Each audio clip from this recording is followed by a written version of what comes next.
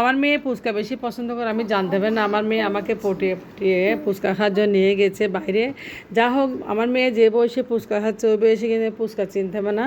তো ডিজিটাল যুগের ছেলে মেয়ে আসলে অনেক কিছু চিনে বলার বাইরে, যা হোক না কেন।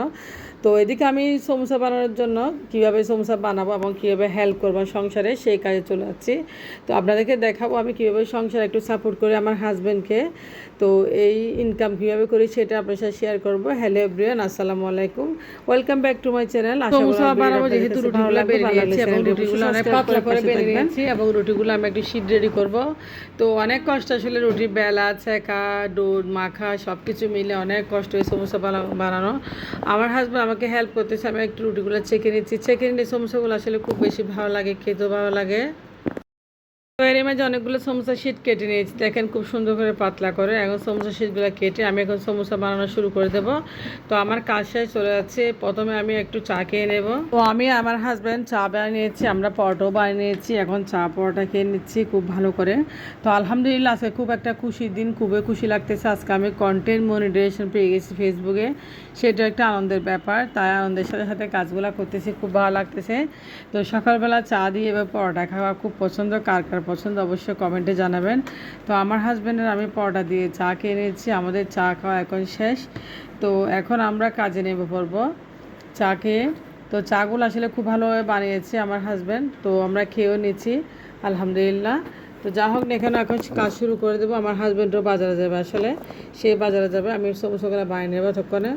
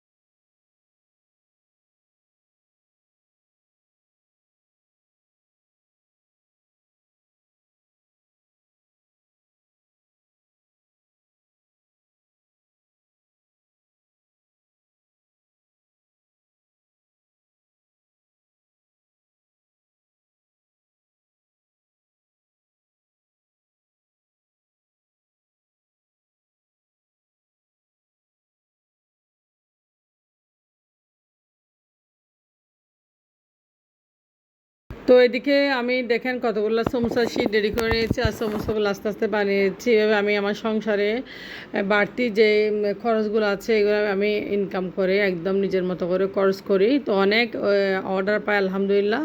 তো কাজের কোনো লজ্জা নেই, আপনারা চাইলে আপনার এলাকায় যে দোকান রয়েছে দোকানে চাইলে আপনারা সেল করতে পারেন, এরকম ফ্রোজেন নাস্তা সেল করে হাত খরচটা উঠে দিতে পারেন।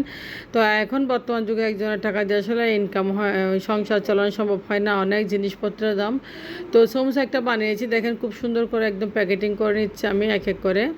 তো সমোসাগুলো বানিয়ে নিব আমি। 10 প্যাকেট সমোসা সকালের মধ্যে আমাকে ডেলিভারি দিতে হবে 10টার মধ্যে।